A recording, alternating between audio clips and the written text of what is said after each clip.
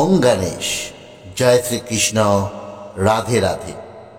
নমস্কার দর্শক বন্ধুরা, আমাদের চ্যানেলের নতুন একটি ভিডিওতে আপনাদের সকলকে স্বাগত জানাই। বন্ধুরা, আজ বুধবার। আজ ভগবান গণেশের অত্যন্ত প্রিয় একটি দিন, কারণ এই দিনেই ভগবান গণেশের বিশেষ আরাধনা করা হয়ে থাকে। আজ সেই শুভ দিন, যেদিন ভক্তি ভরে ভগবান গণেশের নাম স্মরণ করলে জীবনের সমস্ত প্রকার বিঘ্ন দূর হয়ে যায়, জীবনের মনোবাঞ্ছা খুব তাড়াতাড়ি পূরণ হয়, আর জীবনে আসে শান্তি, সমৃদ্ধি এবং সাফল্য। বন্ধুরা, শাস্ত্রে বলা রয়েছে, যদি আপনি সত্য হৃদয়ে বিশ্বাস রেখে ভগবান গণেশের এক বিশেষ মন্ত্র মাত্র 108 বার শ্রবণ করতে পারে, তাহলে আপনার জীবন থেকে কেটে যাবে দারিদ্র্য, দুর্ভাগ্য আর সংকটের অন্ধকার। বন্ধুরা, এটি কোনো সাধারণ মন্ত্র নয়, এটি কয়েকটি শব্দগুচ্ছ নয়, এটি এক অলৌকিক কম্পন, এটি এক ঐশ্বরিক শক্তি, যা সরাসরিভাবে প্রভাব ফেলে আমাদের ভাগ্যে, যা সরাসরি প্রভাব ফেলে আমাদের কর্মে, আমাদের আর্থিক অবস্থায়, এমনকি আমাদের ভবিষ্যতে। আজ আমরা আপনাদের শোনাতে চলেছি সেই গণেশ মন্ত্র, যার মাধ্যমে কোটি কোটি মানুষের জীবনে এসেছে টাকার জোয়ার, পরিবারে ফিরে এসেছে সুখ, শান্তি এবং সমৃদ্ধি।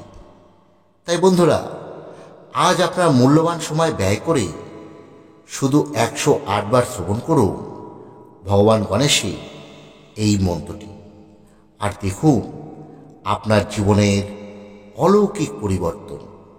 মন্ত্র শ্রবণের আগে আপনাদের কাছে একটি ছোট্ট অনুরোধ। আপনারা যদি আমাদের চ্যানেলে নতুন হয়ে থাকেন, তাহলে দয়া করে আমাদের এই চ্যানেলটি সাবস্ক্রাইব করে রাখুন, আর কমেন্টে জয় গণেশ লিখতে একদম ভুলবেন না। তাহলে আসুন বন্ধুরা, আমরা এবার শ্রবণ করি ভগবান গণেশের সেই শক্তিশালী মন্ত্রটি। ওং হ্রিং শ্রীং ক্লিং নমো ভগবতে গজাননায়। ওং হ্রিং শ্রীং ক্লিং নমো ভগবতে গজাননায়। ওং হ্রিং শ্রীং ক্লিং নমো ভগবতে গজাননায়। ওং হ্রিং শ্রীং ক্লিং নমো ভগবতে গজাননায়। ওং হ্রিং শ্রীং ক্লিং নমো ভগবতে গজাননায়। ওং হ্রিং শ্রীং ক্লিং নমো ভগবতে গজাননায়।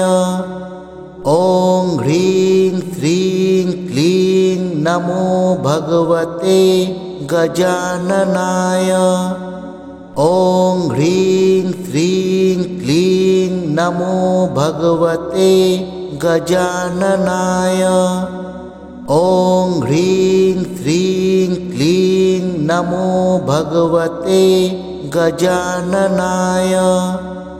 ওং হ্রিং শ্রীং ক্লিং নমো ভগবতে গজাননায়। ওং হ্রিং শ্রীং ক্লিং নমো ভগবতে গজাননায়। ওং হ্রিং শ্রীং ক্লিং নমো ভগবতে গজাননায়। ওং হ্রিং শ্রীং ক্লিং নমো ভগবতে গজাননায়। ওং হ্রিং শ্রীং ক্লিং নমো ভগবতে গজাননায়। ওং হ্রিং শ্রীং ক্লিং নমো ভগবতে গজাননায়। ওং হ্রিং শ্রীং ক্লিং নমো ভগবতে গজাননায়।